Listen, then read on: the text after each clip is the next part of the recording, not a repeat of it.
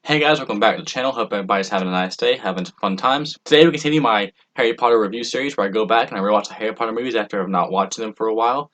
And I'm going through and I'm enjoying every single one so far. And today we're on the fourth film in the series, Harry Potter and the Goblet of Fire. Harry Potter and the Goblet of Fire is a 2005 American film directed by Mike Newell, and this time the music is not composed by John Williams, it's composed by Patrick Doyle. It stars the same old familiar people. It's got Daniel Radcliffe, Rupert Grint, Emma Watson, Alan Rickman, Michael Gambon, Maggie Smith, Robbie Coltrane, Ralph Fiennes, Brendan Gleeson, Jason Isaacs, and Robert Pattinson. So from the get-go, you can tell this film has to really narrow down its plot straight away. This film gets into the main plot of things and doesn't spend a lot of time focusing on any other subplots or any other side details. This film is purely driven on that one main plot. The runtime for this film isn't much longer than the past three films, however, so if anything, the pacing of this film just feels like it's on steroids. So in the plot of this movie, we start off, we see like a baby Voldemort. Peter Pettigrew is with him, and we got this other guy with him, not sure who he is yet, and we see him kill this Muggle caretaker. Automatically, you're not really sure who any of these people are or what the situation is, and then Harry wakes up, he's been in a dream, he's at the Weasleys already, Hermione's waking him up, then they meet Cedric Diggory, then they go to the Quidditch World Cup, then the Death Eaters start attacking, Darkmark shows up, then they go to Hogwarts, then this new tournament is introduced, the Triwizard Tournament, these different schools are introduced, the tournament starts, and that's the first half an hour of the movie. Pacing in this is so fast. There's not a single moment where something isn't happening. That being said, I did enjoy the film. I thought it had some really good moments, and I thought it was very effective. The main plot of this film is that Hogwarts is partaking in the Triwizard Tournament. It's this ancient tournament where three huge magic schools, in this case Hogwarts, Begspottins Academy, and Durmstrang Institute, I believe it's called, all take part in this competition where the Goblet of Fire, this mystical device, will choose three champions, one from each school, to compete. Students who are old enough put forth their name to compete, and it will spit out one of their names, and then they compete in this tournament, in these tasks, and they see who wins. It's supposed to be a fun competition to get to make friends from different areas of the world.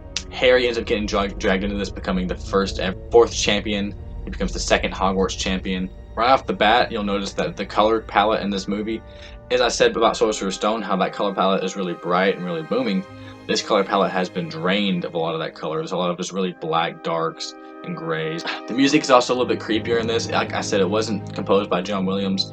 Patrick Doyle did this music. This music feels like horror movie-esque, and a lot of the imagery from this movie is horror movie-esque. I believe Mike Newell went on record and said that he wanted to make the first Harry Potter film that had some of those scarier sequences, but the problem is Prisoner of Azkaban introduces the Dementors, and there's not a whole lot more in the Harry Potter universe that's a lot scarier than those.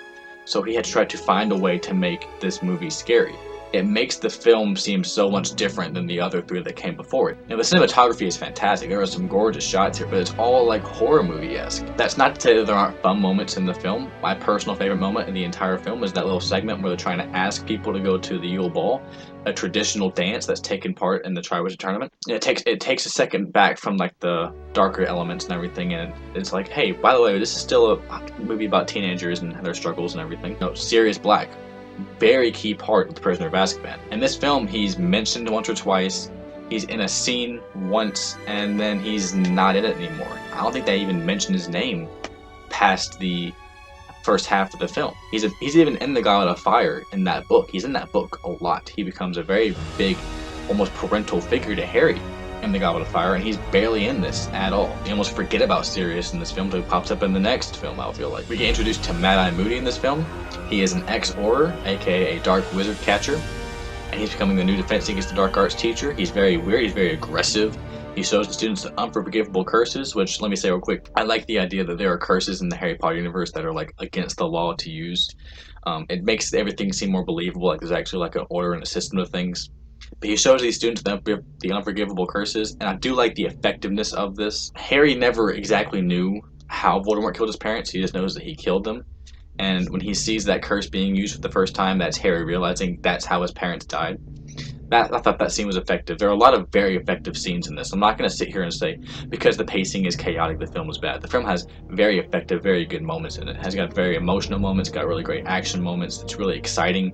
I got excited before every single task that would come in this film. The first task, I was extremely excited.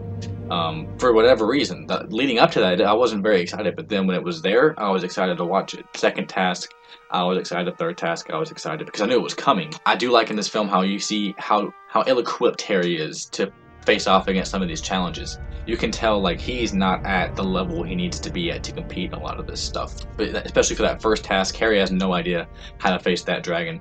The other champions are obviously nervous, but they at least are able to go across and they are able to defeat the dragon. And then, especially with the second task, that's really the task where you see Harry has no idea how to hold his breath underwater to go and rescue the treasure that's been taken from him. In this case, they were all people close to them. He had no idea how to stay underwater for that long. He was so unprepared for this. And then for the third task, he was sort of just running around the maze trying to see what happened. So I like how you see how these wizards who are fully trained, who are in their, above who are 17 years old and they're fully trained wizards, they're able to be much more prepared, and Harry in this is sort of like, I'm just a kid, I don't know what I'm doing. It just shows you how unprepared he is, and I like seeing that. He is not a fully trained wizard. He's not ready to face off against Voldemort. And then, spoiler alert, he has to face off against Voldemort. Voldemort comes back in this film, seeing Voldemort come back, take his final shape, and then seeing Harry and Voldemort face off for the first time. Oh, it was just awesome. That's what it was. It was just awesome to see. The theme of the movie is Harry couldn't have done any of this without his friends around him, and so friendship is going to be very important to him. He needs to hold on to these friends that he has in order to help essentially face off against Voldemort later on down the line. But I want to get into some of the gripes I had with this film. You don't actually see the Quidditch World Cup. Like, I don't mind if they cut some of the Quidditch World Cup for time or something, but if you just made that sequence just like 10 minutes long and made the Goblet of Fire like a 2-hour and 40-minute long film, and just shown some of the match, that would have been awesome. I would have loved to have seen the Quidditch World Cup. It would have been a Quidditch match for this film, and you would have been able to see like a professional Quidditch teams face off against each other, and it would have been really fun to see, and they just cut the entire thing out. Like, the film's already moving extremely fast. Imagine having an extremely fast film with an extremely fast Quidditch match. It would have helped, I don't know, I would have really enjoyed watching the Quidditch World Cup, that's all I'm saying, because it's so much like you're building to this. They're at the Quidditch World Cup. Okay, now the Quidditch World Cup is over. They make it seem as if the Irish won because they keep celebrating, but you don't actually hear who won the match. And one of my last biggest gripes is there is essentially no class scenes in this entire movie besides the Defense Against the Dark Arts class that we see Mad-Eye Moody teach. I mean, there's no classes in this. In a way, it didn't really feel like they were at Hogwarts. Like, Hogwarts was the setting, but it felt like they were just in this year where nobody was learning anything and nobody was really going to classes. They were just watching the tournament or participating in the tournament. Cedric Diggory doesn't really get anything to do in this movie. He doesn't really speak a lot. He doesn't really even speak a lot until like his death scene. It's around that time when he actually gets some lines to say. Playing devil's advocate, I understand why they cut a lot of these things. They really wanted to focus in on the Triwizard Tournament. And just watching the film, everything makes sense. Like, you can still watch it and it's still super enjoyable. Everything still makes sense within the context of the film. Once again, the book lover in me, the Harry Potter book lover in me, wanted to see a couple of these things in the film. Snape, once again, has like the best scene in the movie. All the people are talking about getting dates to the Yule Ball, and Snape is running around like hitting them over the head with books and stuff, trying to get them to focus on their little test that they're taking or whatever. And then there's a scene where Fred, or George, one of them, is trying to ask Angelina, I think it was Angelina, to go to the Yule Ball. And Snape has his book, and this man really looks like he's holding it up, and he's like glancing down, trying to like look and see what happens. Alan Rickman is Snape. He's the best part. He's not in this movie enough. But he is definitely one of the best parts of the film. Special effects look pretty good in this movie. The flying looks really good. It looks really good, especially in that dragon chase.